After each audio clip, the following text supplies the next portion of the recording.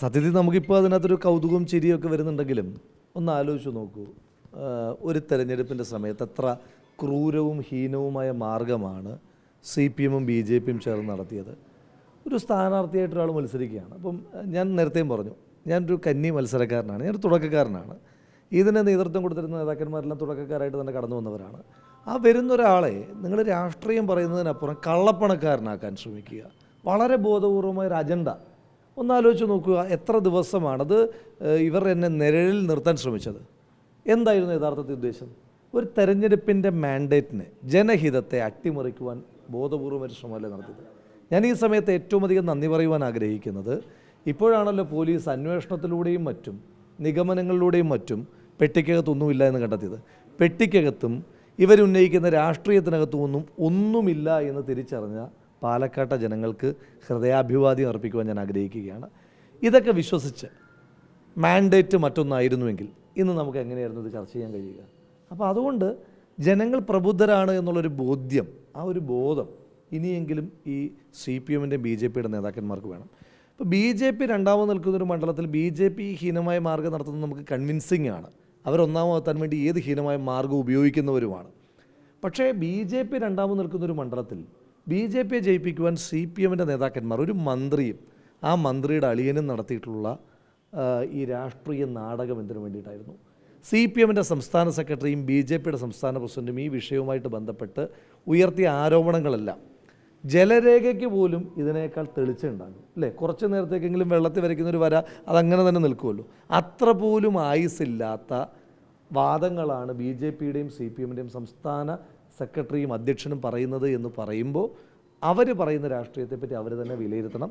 എന്തായാലും ഇത് ഞങ്ങളങ്ങനെ വിടാൻ ഉദ്ദേശിക്കുന്നില്ല. പെട്ടി അവർ മടക്കുമ്പം മടക്കാനിരിക്കുകയല്ലോ നമ്മൾ ഈ പെട്ടി ഇനിയും മുന്നോട്ട് തന്നെ കൊണ്ടുപോകുന്നുണ്ട്. ഈ വിഷയത്തിനകത്ത് അന്ന് രാത്രിയിൽ ശ്രീമതി ഷാനിമോൾ ഉസ്മാൻ്റെയും ശ്രീമതി ബിന്ദു കൃഷ്ണയുടെയും മുറിക്കകത്തേക്ക് ഇടിച്ചു കയറി യൂണിഫോം ഇല്ലാത്ത പോലീസ് ഉദ്യോഗസ്ഥർ നടത്തിയിട്ടുള്ള തോന്നിവാസം, ഒരു സ്ഥാനാർത്ഥി എന്ന നിലയിൽ, ഒരു വ്യക്തി എന്ന നിലയിൽ, ഒരു പൊതുപ്രവർത്തകൻ എന്ന നിലയിൽ എന്നെ ആക്ഷേപിക്കുവാൻ വേണ്ടിയിട്ട് നടത്തിയിട്ടുള്ള ശ്രമങ്ങൾ, ഇതിനെല്ലാം CPM നിയമപരമായി കൂടി BJP-യും നിയമപരമായി കൂടി മറുപടി പറയേണ്ടി വരും. തീർച്ചയായിട്ടും അതിൻ്റെ പേപ്പറുകളെല്ലാം ഓൾറെഡി മൂവ് ചെയ്തിട്ടുണ്ട്. മാനനഷ്ട കേസുമായി ബന്ധപ്പെട്ട പേപ്പറുകൾ മൂവ് ചെയ്തിട്ടുണ്ട്. അതുകൂടാതെ ശ്രീമതി ബിന്ദു കൃഷ്ണനും അതുപോലെ തന്നെ നമ്മുടെ ഷാനിമോൾ ഉസ്മാനും അവർ വേറെ കംപ്ലൈൻറ്റുകൾ കൊടുത്തിട്ടുണ്ട്. ആ വിഷയങ്ങൾക്കകത്തൊക്കെ ഞങ്ങൾ പിന്നോട്ടില്ല. ഞാൻ അന്നും നിങ്ങളോട് പറയുന്നൊരു കാര്യമുണ്ട്, ഒരു വിഷയത്തിനകത്ത് തെരഞ്ഞെടുപ്പ് കഴിയുമ്പോൾ ഇവർക്ക് പിന്നീട് ഇത് സംസാരിക്കാൻ താല്പര്യം ഉണ്ടാകില്ല. ഇതിനു മുൻപ് നമ്മൾ കണ്ടതാണ്. നമ്മൾ തൃക്കാക്കര തെരഞ്ഞെടുപ്പിൽ ശ്രീമതി VD സതീശൻ നിർമ്മിച്ചു എന്ന് പറഞ്ഞ അശ്ലീല വീഡിയോയെ പറ്റിയിട്ട് പിന്നീട് നമ്മൾ കേട്ടിട്ടില്ല. പുതുപ്പള്ളി തെരഞ്ഞെടുപ്പിൻ്റെ സമയത്ത് ഉന്നയിച്ച ഒരു ആരോപണങ്ങളെ പറ്റിയിട്ടും പിന്നീട് കേട്ടിട്ടില്ല. അപ്പോൾ ഇത്തരത്തിൽ ഇവർ ഓരോ വിഷയം, ഇപ്പോൾ വടകരയിലെ കാഫർ, പിന്നീട് നമ്മളാണത് ടേക്കപ്പ് ചെയ്യുന്നത്. എനിക്കിനി മാധ്യമ സുഹൃത്തുക്കളോട് അഭ്യർത്ഥിക്കാനായിട്ടുള്ളത്, അപ്പോൾ നിങ്ങളിൽ എല്ലാവരെയും പറ്റിയല്ല പറയുന്നത്, പക്ഷേ നമ്മൾ പറയുമ്പം ഞാൻ ഒരുപാട് സ്പെസിഫിക് ആകാൻ ഉദ്ദേശിക്കുന്നത് ജനറലി പറയുകയാണ്. ഈ സാധാരണ ഈ ക്ലാസ്സിൽ സ്ഥിരമായി ഉഴപ്പി വരുന്ന കുട്ടികളെ വഴക്ക് പറയുമ്പോൾ കേൾക്കുന്ന മുഴുവൻ ക്ലാസ്സിനകത്തുണ്ടായിരുന്ന കുട്ടികൾ തന്നെയാണ് എന്ന് പറയുന്ന പോലെ നിങ്ങൾ ആ ജനറൽ എടുത്താൽ മതി. നിങ്ങൾ ചില മാധ്യമങ്ങളെങ്കിലും ഇവരുടെ ഈ പ്രചാരണത്തിന് അതിനേക്കാൾ വേഗതയും ആവേശവും കൊടുത്തിട്ടുണ്ട്. ഇപ്പോൾ ഇങ്ങനൊരു വാർത്ത തിരുത്തൽ വരുമ്പോൾ ഞാൻ വെയിറ്റ് ചെയ്യുകയാണ്. ഈ മാധ്യമങ്ങൾ, അന്ന് വാർത്ത കൊടുത്തിട്ടുള്ള മാധ്യമങ്ങൾ എനിക്കറിയാമല്ലോ, ആ മാധ്യമങ്ങൾ ഈ തിരുത്തൽ വാർത്തയ്ക്ക് കൊടുക്കുന്ന ആവേശം കൂടി ഞാൻ നോക്കുകയാണ്.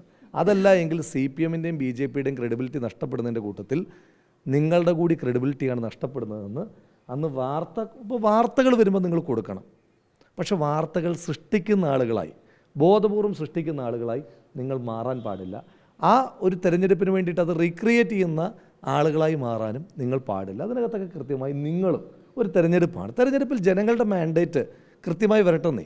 അത് ആരെങ്കിലും ഒരാളെ സഹായിക്കാൻ വേണ്ടിയിട്ട് ഒരാളെ സഹായിക്കാൻ, അല്ലെങ്കിൽ ഏതെങ്കിലും ഒരു മുന്നണി, ഒരു സ്ഥാനാർത്ഥിയെ ദ്രോഹിക്കാൻ വേണ്ടിയിട്ടുള്ള നയം പാർട്ടി ചാനലുകൾ എടുക്കട്ടെ, അത് നമുക്ക് മനസ്സിലാകാം. അല്ലാതെയുള്ള ചാനലുകൾക്കും പാർട്ടി ചാനലുകൾക്കും തമ്മിൽ എന്തെങ്കിലുമൊക്കെ വ്യത്യാസം ഉണ്ടെന്ന് ജനങ്ങൾക്ക് കൂടി ബോധ്യമാകുന്ന രീതിയിലുള്ള പ്രവർത്തനം അത്തരം മാധ്യമ സ്ഥാപനങ്ങൾ കാണിക്കണമെന്ന് കൂടി അഭ്യർത്ഥിക്കുന്നു.